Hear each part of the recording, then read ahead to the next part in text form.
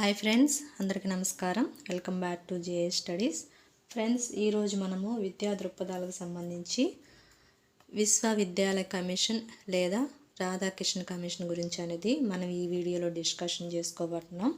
స్వాతంత్రం తర్వాత వచ్చిన కమిషన్లు అనేది మనం డిస్కషన్ చేసుకోబోతున్నాం. ఫ్రెండ్స్ గమనించాలి. ఫ్రెండ్స్, ఇక్కడ చూడండి, స్వాతంత్రానికి పూర్వం ఉన్న కమిటీలు అనేది ఆ కమిటీల గురించి వీడియోస్ కూడా చేయడం జరిగింది. ఎవరైనా చూడకపోతే ఈ కమిటీలు కూడా చూడండి. నోట్స్ అనేది ఇచ్చాను. ఈ టెక్స్ట్ బుక్ చదివే మీకు నోట్స్ అనేది నేను ప్రిపేర్ చేసి ఇవ్వడం జరుగుతుంది. ఫ్రెండ్స్ గమనించాలి. సో ఇవి స్వాతంత్రానికి పూర్వం ఉన్న కమిటీలు అనమాట. ఈ కమిటీల గురించి కూడా నేను వీడియోస్ చేయడం జరిగింది. ఎవరైనా చూడకపోతే చూడండి. ఇప్పుడు మటుకి మనము స్వాతంత్రం తర్వాత ఉన్న కమిషన్ల గురించి అనేది డిస్కషన్ చేసుకోబోతున్నాం. ఇప్పుడు మనం చూడండి ఫ్రెండ్స్, ఇవన్నీ స్వాతంత్రం తర్వాత ఉన్న కమిషన్లు అనమాట. ఇవన్నీ ఈరోజు వీడియోలో మనము విశ్వవిద్యాలయ విద్యా కమిషన్, దీన్నే రాధాకృష్ణ కమిషన్ అని కూడా అంటారు. దీని గురించి మనం ఈ వీడియోలో డిస్కషన్ చేసుకోబోతున్నాం. ఫ్రెండ్స్, వీడియోలోకి వెళ్ళబోయే ముందు మీరు కానీ నా వీడియో ఫస్ట్ టైం చూసినట్లయితే ప్లీజ్ లైక్ చేయండి, షేర్ చేయండి, సబ్స్క్రైబ్ చేయండి. ప్లీజ్ ఫ్రెండ్స్, ఓ చిన్న లైక్ చేయండి. వీడియోస్ చూస్తున్నారే కానీ లైక్ చేయట్లేదు. ప్లీజ్ ఫ్రెండ్స్, ఓ చిన్న లైక్ చేయండి, సపోర్ట్ చేయండి ఫ్రెండ్స్. ఓకే ఫ్రెండ్స్, చూడండి, ఇది మొత్తం చదివి నేను అనేది నోట్స్ అనేది ప్రిపేర్ చేయడం జరిగింది. గమనించాలి. ఫ్రెండ్స్ చూడండి, ఇది విశ్వవిద్యాలయ కమిషన్ గురించి నోట్స్ అనేది ఇలా ప్రిపేర్ చేసుకున్నాను. ఇప్పుడు ఈ నోట్స్ అనేది మీకు వివరిస్తాను. ఓకేనా ఫ్రెండ్స్? ఓకే. చూడండి, ఈ కమిషన్ సర్వేపల్లి రాధాకృష్ణ కమిషన్ అని కూడా అంటారు. ఈ విశ్వవిద్యాలయం కమిషనే సర్వేపల్లి రాధాకృష్ణ కమిషన్ అని కూడా అంటారు. ఈ కమిషన్ వచ్చేసి 1948-49లో వచ్చిందనమాట. ఇయర్స్ కూడా గుర్తుపెట్టుకోవాలి ఫ్రెండ్స్, ఖచ్చితంగా గుర్తుపెట్టుకోండి. ఏ కమిషన్ ఏ ఇయర్లో వచ్చింది కూడా ఇంపార్టెంట్. ఎందుకంటే మ్యాచింగ్ రూపంలో కూడా అడగడానికి అవకాశం ఉండేది కాబట్టి ఒకసారి ఇవి ఇయర్స్ కూడా గుర్తుపెట్టుకోండి, కంపల్సరీగా గుర్తుపెట్టుకోవాల్సిందే. విశ్వవిద్యాలయ కమిషన్ స్వాతంత్రం అనంతరం అనమాట. సో 1948-49లో ఈ కమిషన్ అనేది రావడం జరిగింది. గమనించాలి. ఈ కమిషనే మనం సర్వేపల్లి రాధాకృష్ణ కమిషన్ అని కూడా అంటారు. చూడండి, స్వాతంత్రం తర్వాత మొదట 1948లో మన దేశానికి అవసరమైన విశ్వవిద్యాలయ విద్యను మెరుగుపరచడానికి, ఉన్నత విద్య ప్రమాణాలను పెంపొందించే అంశాలపై సూచనలు ఇవ్వడానికి గాను కేంద్ర విద్యా సలహా బోర్డు అనమాట. కేంద్ర విద్యా సలహా బోర్డుని central advisory board of education అంటారు. డాక్టర్ సర్వేపల్లి రాధాకృష్ణ గారి అధ్యక్షతన 10 మంది సభ్యులతో ఈ కమిషన్ నియమించారు.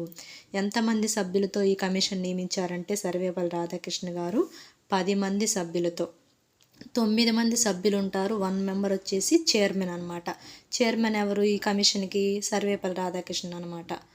ఓకేనా ఫ్రెండ్స్, అర్థమవుతుంది అనుకుంటున్నాను. I repeat once again.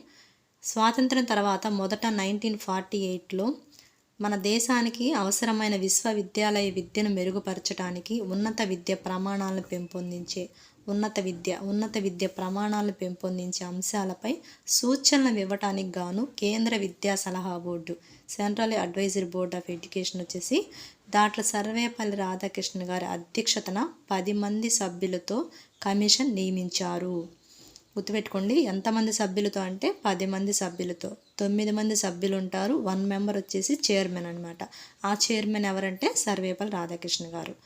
ఇది చూడండి, డిసెంబర్ 6, 1948లో తన విధి నిర్వహణ అనేది ప్రారంభించారు. ఈ కమిషన్ వచ్చేసి డిసెంబర్ 6, 1948లో దీనికి సంబంధించిన నిర్వహణ అంతా స్టార్ట్ చేయడం అనేది జరిగిందనమాట. ఇయర్ గుర్తుపెట్టుకోండి, డిసెంబర్ 6, 1948లో. నెక్స్ట్ రాధాకృష్ణ గురించి చూద్దాం. రాధాకృష్ణ గారు బెనారస్ విశ్వవిద్యాలయకు ఉపకులపతిగా పనిచేశారనమాట. ఈయన ఏ విశ్వవిద్యాలయానికి ఉపకులపతిగా పనిచేశారంటే బెనారస్ విశ్వవిద్యాలయాలకు ఉపకులపతిగా పనిచేయడం అనేది జరిగింది. నెక్స్ట్ రాధాకృష్ణ గారు చూడండి, ఇతను యూజీసీకి చైర్మన్గా వర్క్ చేశారనమాట. యూజీసీ అంటే తెలుసు కదా, యూనివర్సిటీ గ్రాంట్ కమిషన్ అనమాట. ఈ అబ్రివేషన్స్ గురించి కూడా నేను వీడియో అనేది చేయడం జరిగింది ఫ్రెండ్స్. ఆ అబ్రివేషన్స్ వీడియోస్ కూడా చూడండి. ఖచ్చితంగా అబ్రివేషన్స్ కూడా అడగడానికి అవకాశం ఉంటుంది. సో అది కూడా చూడండి. ఆ వీడియో ఎవరైనా చూడకపోయినట్టయితే. యూజీసీ అంటే యూనివర్సిటీ గ్రాంట్ కమిషన్ అనమాట. ఈ యూనివర్సిటీ గ్రాంట్ కమిషన్కి చైర్మన్గా ఎవరు వర్క్ చేశారంటే రాధాకృష్ణ గారు వర్క్ చేయడం జరిగింది. నెక్స్ట్ యునెస్కో భారతీయ జట్టుకు మొదటి అధ్యక్షుడిగా అనేది కూడా పనిచేయడం జరిగిందనమాట. రాధాకృష్ణ గారు యునెస్కోకి భారతీయ జట్టుకు మొదటి అధ్యక్షుడిగా పనిచేయడం అని జరిగింది. అదేవిధంగా మొదటి ఉపరాష్ట్రపతి ఎవరంటే సర్వేపల్లి రాధాకృష్ణ గారు. రెండవ రాష్ట్రపతిగా కూడా పనిచేసింది ఎవరంటే సర్వేపల్లి రాధాకృష్ణ గారు. ఈయన గురించి కూడా బాగా ఫోకస్ చేయండి. యూజీసీ చైర్మన్గా వర్క్ చేయడం జరిగింది. యునెస్కో వచ్చేసి భారతీయ జట్టుకు మొదటి అధ్యక్షుడు అనమాట. యునెస్కోకి భారతీయ జట్టుకు మొదటి అధ్యక్షుడిగా ఎవరు పనిచేశారంటే రాధాకృష్ణ గారు వర్క్ చేశారు. అదేవిధంగా మొదటి ఉపరాష్ట్రపతిగా పనిచేశారు. రెండవ రాష్ట్రపతిగా పనిచేయడం అనేది రాధాకృష్ణ గారు జరిగింది. నెక్స్ట్ మొత్తం సభ్యుల సంఖ్య 10 మనం స్టార్టింగ్లోనే చెప్పుకున్నాం. మొత్తం ఎంతమంది సభ్యులు? 10 మంది. వాటిలో 9 మంది సభ్యులు ఉంటారు, 1 మెంబర్ చైర్మన్ అని నేను ఇందాక చెప్పడం జరిగింది. సో 9 మంది సభ్యులు ఉంటారు, 1 మెంబర్ వచ్చేసి చైర్మన్ అనమాట. ఆ చైర్మన్ సర్వేపల్లి రాధాకృష్ణ గారు. చూడండి ఆ 9 మంది సభ్యులు అనేది ఎవరెవరో చూడండి ఫ్రెండ్స్, ఇంపార్టెంట్. సర్వేపల్లి రాధాకృష్ణ గారు ఇతను చైర్మన్ అనమాట. Doctor Tara Chand, doctor James, doctor Zakir Hussain, doctor Arthur Morin, doctor Lakshmana Swami మొదలయ్యారు. Next doctor Meghnad Saha, doctor కర్మ, డాక్టర్ జాన్, డాక్టర్ నిర్మల్. ఈ సభ్యులు కూడా గుర్తుపెట్టుకోండి ఫ్రెండ్స్, ఎందుకంటే ఈ సభ్యులు కాని వారెవరు అయిన వారెవరు అడగటానికి అవకాశం ఉంటుంది కాబట్టి ఈ సభ్యులు కూడా గుర్తుపెట్టుకోవాలి. ఓకేనా ఫ్రెండ్స్? ఇంకోసారి చెప్తాను చూడండి. మొత్తం సభ్యులు 10 మంది, వారిలో 9 మంది సభ్యులు ఉంటారు, ఒకరు వచ్చేసి చైర్మన్గా ఉంటారు. 9 మంది సభ్యులు ఎవరెవరంటే 10 మంది సభ్యులు ఎవరెవరంటే Sarvepalli Radhakrishnan, doctor Tarachand, doctor James, doctor Zakir Hussain, doctor Arthur Morin, doctor Lakshmana Swami మొదలయ్యార్, డాక్టర్ మేఘానంద్ సహా, డాక్టర్ కర్మ, డాక్టర్ జాన్, డాక్టర్ నిర్మల్. వీళ్ళందరూ రాధాకృష్ణ కమిషన్లో ఉన్న సభ్యులు అనమాట. నెక్స్ట్ విశ్వవిద్యాలయాల సమాజపు మేధో కేంద్రాలుగా విలసిల్లాలని కమిషన్ అభిప్రాయపడింది. ఈ విశ్వవిద్యాలయాల సమాజపు మేధో కేంద్రాలుగా విలసిల్లాలని చెప్పి ఈ రాధాకృష్ణ కమిషన్ అనేది అభిప్రాయపడడం జరిగింది. నెక్స్ట్ విద్యా లక్ష్యాలు చూడండి, అంటే ఉన్నత విద్యా లక్ష్యాలు అనమాట. రాజకీయ, పరిపాలన, వాణిజ్య, వ్యాపారం, వ్యవసాయం మరియు పరిశ్రమలు మొదలగు రంగాల్లో కావాల్సిన నాయకత్వ లక్షణాలు పెంపొందించాలి. విద్యా లక్ష్యాలు ఎలా ఉండాలంట? రాజకీయంగా, పరిపాలన, వాణిజ్య, వ్యాపారం, వ్యవసాయ, పరిశ్రమల్లో ఈ రంగాల్లో కావాల్సిన నాయకత్వ లక్షణాలను పెంపొందించాలి. గుర్తుపెట్టుకోండి, కొన్ని కీ పాయింట్స్ గుర్తుపెట్టుకోండి ఫ్రెండ్స్. ఇక్కడ నాయకత్వ లక్షణాలు అనగానే మీకు ఇవన్నీ గుర్తుకొస్తాయి అన్నమాట. కొన్ని కీ పాయింట్స్ అని గుర్తుపెట్టుకోండి, ఆటోమేటిక్గా మీకు మైండ్లో ఫీడ్ అయిపోతాయి అన్నమాట. నెక్స్ట్ భారతదేశ నాగరికతను, సంస్కృతిని కాపాడటం మరియు అభివృద్ధి చేయటం. భారతదేశ నాగరికత, సంస్కృతి గుర్తుపెట్టుకోండి ఇక్కడ. ఈ నాగరికత, సంస్కృతిని కాపాడటం, అదేవిధంగా అభివృద్ధి చేయాలని చెప్తుంది. నెక్స్ట్ నైతిక విలువలు పెంపొందించాలి. నైతిక విలువలు పెంపొందించాలి. ఈ ఉన్నత విద్యా లక్ష్యాలంటే నైతిక విలువలు పెంపొందించాలి.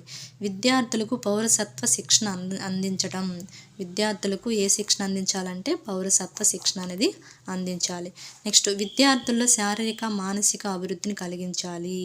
విద్యార్థుల్లో ఈ విద్య అనేది శారీరకంగా, మానసికంగా అభివృద్ధి కలిగించాలి అని చెప్తున్నాడు రాధాకృష్ణ కమిషన్ చెప్తుంది. అంతర్జాతీయ అవగాహనను పెంపొందించాలి.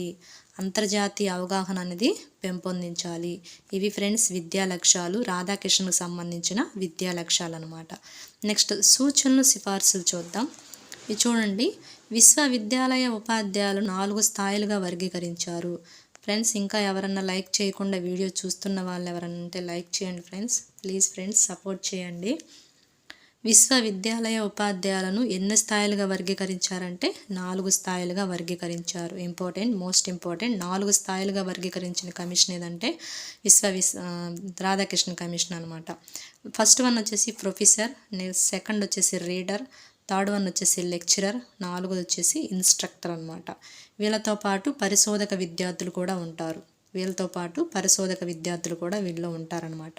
విశ్వవిద్యాలయ ఉపాధ్యాయులు ఎన్ని స్థాయిలుగా వర్గీకరించారంటే 4 స్థాయిలుగా వర్గీకరించారు. 1 ప్రొఫెసర్, 2 రీడర్, 3 లెక్చరర్, 4 వచ్చేసి ఇన్స్ట్రక్టర్.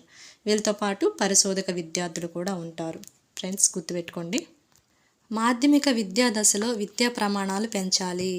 మాధ్యమిక విద్యా దశలో విద్యా ప్రమాణాన్ని పెంచాలి అని ఈ కమిషన్ చెప్తుంది. ఎంఏ, ఎంఎస్సి, పిహెచ్డి కోర్సుల్లో విద్యార్థులను అఖిల భారత ప్రతిపాదికన అంటే దేశవ్యాప్తంగా, అఖిల భారత ప్రతిపాదన అంటే దేశవ్యాప్తంగా అందరికీ ప్రవేశ అవకాశాలు కల్పించాలి. ఈ ఎంఏలో, ఎంఎస్సిలో, పిహెచ్డి కోర్సులు ఉంటాయి కదా, వాళ్ళకంట ప్రవేశ అవకాశాలు అనేది దేశవ్యాప్తంగా ప్రవేశ అవకాశాలు అనేది కల్పించాలని ఈ కమిషన్ చెప్తుంది. విద్యార్థుల్లో నైతిక విలువలను పెంపొందించడానికి ఉన్నత విద్య పాఠ్య ప్రణాళికలో నైతిక బోధన చేయాలి. విద్యార్థుల్లో ఈ నైతిక విలువలను పెంపొందించాలంటే ఉన్నత విద్య పాఠ్య ప్రణాళిక ఉంటుంది కదా, ఆ పాఠ్య ప్రణాళికలో ఈ నైతిక బోధనలు అనేది చేయాలి అని ఈ కమిషన్ చెప్తుంది. అర్థమవుతుంది అనుకుంటున్నాను ఫ్రెండ్స్. మాతృభాషలోని విద్యా బోధన జరగాలి అని చెప్తుంది ఈ కమిషన్. పరీక్ష నిర్వహణ పద్ధతుల్లో మార్పు తీసుకురావాలి. పరీక్ష నిర్వహణ పద్ధతులు అనేది మార్పు తీసుకొని రావాలని చెప్తుంది. మహిళా కళాశాలను ఏర్పాటు చేయాలని కూడా ఈ కమిషన్ చెప్తుంది. మహిళా కళాశాలను ఏర్పాటు చేయాలని విశ్వవిద్యాలయ రాధాకృష్ణ కమిషన్ అనేది చెప్తుందన్నమాట. మోస్ట్ ఇంపార్టెంట్ ఫ్రెండ్స్, గమనించండి. గ్రామీణ విశ్వవిద్యాలయాలను ఏర్పాటు చేయాలని ఏ కమిషన్ చెప్తుందంటే సర్వేపల్లి రాధాకృష్ణ కమిషన్ చెప్తుంది.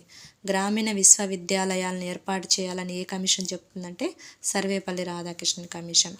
నెక్స్ట్, విశ్వవిద్యాలయాల సమన్వయం కోసం యూజీసీలను ఏర్పాటు చేయాలి. ఈ విశ్వవిద్యాలయాల సమన్వయం కోసం ఏం ఏర్పాటు చేయాలని చెప్తున్నారు? యూజీసీని ఏర్పాటు చేయాలి. ఇక్కడ యూజీసీ అంటే ఏంది? Universe grant commission. మనం ఇందాక ఆల్రెడీ చెప్పుకున్నాం అనమాట. ఈ యూజీసీ అనేది 1953లో ఏర్పాటైంది. దీనికి స్వయం ప్రతిపత్తి ఏ ఇయర్లో వచ్చిందంటే 1956లో దీనికి స్వయం ప్రతిపత్తి అనేది వచ్చిందనమాట యూజీసీ. నెక్స్ట్, డిగ్రీ కాల పరిమితి అనేది 3 సంవత్సరాలు ఉండాలి. డిగ్రీ కాల పరిమితి అనేది 2 సంవత్సరాల నుంచి 3 సంవత్సరాలకు ఉండాలని ఈ కమిషన్ చెప్పిందనమాట. సంవత్సరానికి పని దినాలు ఎన్ని ఉండాలి? 180 రోజులు ఉండాలని చెప్తుంది. ఈ కమిషన్ అనేది సంవత్సరానికి పని దినాలు ఎన్ని ఉండాలని చెప్తుంది? 180 రోజులు ఉండాలని చెప్తుంది. విశ్వవిద్యాలయాల ర్యాంకులు చూడండి. విశ్వవిద్యాలయంలో ర్యాంకులు ఎలా ఇచ్చారు? 70% ఉంటే దానికి ప్రథమ శ్రేణి అని లేదా మొదటి ర్యాంక్ అని, 55-69 ఈ మధ్యలో ఉంటే రెండో ర్యాంక్ అని లేదా ద్వితీయ శ్రేణి అని, 40% ఉంటే మూడవ ర్యాంకు లేదా తృతీయ శ్రేణి అనేది ఇలా ర్యాంకులు అనేది ఇవ్వడం జరిగింది విశ్వవిద్యాలయాల్లో. మోస్ట్ ఇంపార్టెంట్ ఫ్రెండ్స్, గుర్తుపెట్టుకోండి. ఇవి కూడా గుర్తుపెట్టుకోవాలి. 70% అంటే మొదటి ర్యాంకు, 55-69 ఈ మధ్య ఉంటే రెండవ ర్యాంకు, 40% ఉంటే మూడవ ర్యాంక్ అనమాట. ఈ ర్యాంకులు అనేది విశ్వవిద్యాలయాలు ఇలా అలాట్ చేశారనమాట. నెక్స్ట్, పోస్ట్ గ్రాడ్యుయేషన్లో తప్ప ఏ స్థాయిలోనూ మౌఖిక పరీక్షలు ఉండకూడదు. ఈ పోస్ట్ గ్రాడ్యుయేషన్లో తప్ప ఏ స్థాయిలోనంట మౌఖిక పరీక్షలు అనేది ఏర్పాటు చేయకూడదని ఈ కమిషన్ చెప్తుంది. నెక్స్ట్, ఎన్సీసీకి కూడా అవకాశం కల్పించాలని ఈ కమిషన్ చెప్తుంది. ఎన్సీసీకి కూడా అవకాశం కల్పించాలని ఈ కమిషన్ చెప్తుంది. ఇది ఫ్రెండ్స్ విశ్వవిద్యాలయ కమిషన్ లేదా సర్వేపల్లి రాధాకృష్ణ కమిషన్ గురించి నోట్స్ ఇదనమాట. మీకు కానీ నా వీడియో నచ్చినట్లయితే ప్లీజ్ ఫ్రెండ్స్ లైక్ చేయండి, షేర్ చేయండి, సబ్స్క్రైబ్ చేసుకోండి. ప్లీజ్ ఫ్రెండ్స్ సపోర్ట్ చేయండి ఫ్రెండ్స్. చిన్న లైక్ చేయండి. Thank you friends.